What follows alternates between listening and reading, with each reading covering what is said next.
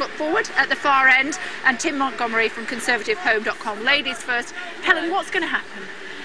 I don't know. What would you like to happen? What I would like to see electoral reform very much on the table. That's really important to the Liberal Democrats. But it is though, isn't it? I mean, haven't we seen that the Labour Party is already offering it in their manifesto, and that the Conservatives have made that last-ditch offer? After a fashion, they're offering the alternative vote, which, as far as we're concerned, isn't really all that different from what we've got now with first past the post. So I'd like to see us try for something a little bit better if possible. OK, so it's up to you then, Tim, and your party. You need to offer more than what's on the table at the moment in order to get the Lib Dem vote. I don't think we could realistically offer more than we have already done, I'm afraid. I think there are big advantages in a Conservative-Liberal arrangement, and I think what George Osborne was saying on the radio this morning about, for example, the possibility of real tax reform for the low-paid, agreeing on green issues and civil liberties. There's plenty of things that are natural fits, but unfortunately electoral reform is not a natural fit between the two parties. Helen is understandably very enthusiastic about it. That's her party's tradition. The Conservative Party is very much against the kind of electoral system would reduce the chaos that we're seeing at the moment, institutionalise the uncertainty, the instability. And so that is why Conservatives, I think, couldn't give any more than they've already offered Harry to the Harman Liberals. just heading to number 10 Downing Street as we are chatting to you. Let me see if they just managed to get a word with her. Are you going to have another meeting with them, or is it all over? Most people staying tight-lipped just at the moment. Will Straw, what would you most like to see happen? Well, I think that the only options now are either a Tory and Liberal Democrat coalition, formal coalition, or some arrangement where it's a Tory minority government, perhaps with support from the Lib Dems on some issues, and indeed from Labour on things like climate change.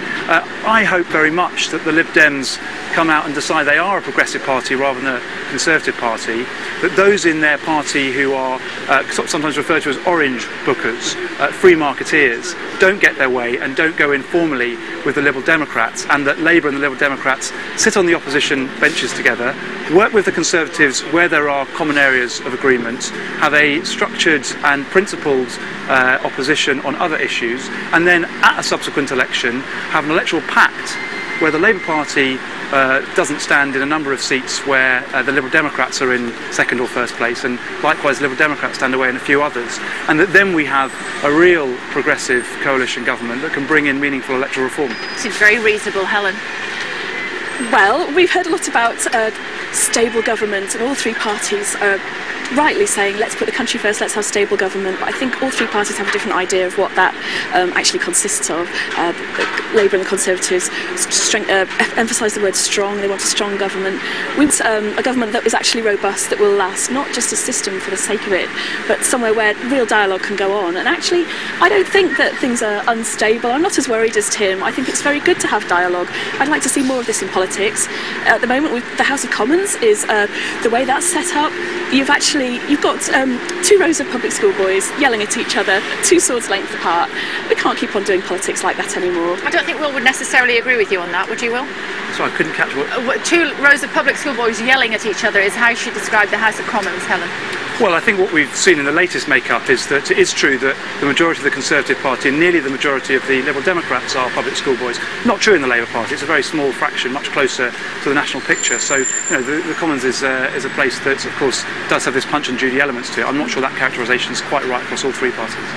OK, so as far as the Liberal Democrats are concerned, if you don't mind me describing you as a Liberal Democrat and speaking for the Liberal Democrats for the benefit of this discussion this afternoon, Tim, what we would need to see then is, I suppose your party will not be able to govern on its own if the Liberal Democrats have their own way, and if that looks as though it might happen, the Liberal Democrats are more likely to do a deal with Labour. So it's in your own hands.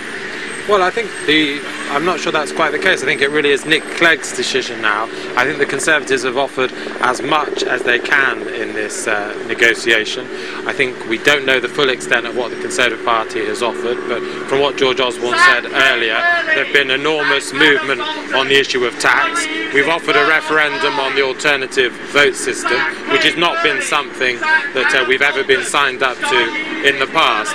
And so for the sake, I think, of stable government in this country, we now need a clear clear decision from the Liberal Democrats as to whether we've all made compromises, whether they're willing to make a compromise and not necessarily do what their heart is fully committed to, but for the sake of the country, agree a deal with the Conservative Party. Final thought from you, Will? Well, I think this has obviously been a very interesting process. What we've got to be careful is to realise that, as some people are saying, that this is what would happen if you move to a different form of electoral system, and that this is chaos. I don't think it is chaos. I think this is moving towards a more consensual form of government, working out where the commonalities are between different parties and working on those together. And that actually we've learnt quite a lot as a country about different politicians can come together and meet and hopefully form a government in the national interest. Will that happen by the end of the day? We'll wait and see, won't we? What do you think? I don't think there's any hurry. It hasn't even been a week since the election. I think we can afford to take time over this. I'm not making predictions anymore after the last week. It's always a pleasure. Thank you very much indeed for taking the time to talk to us, all three of you.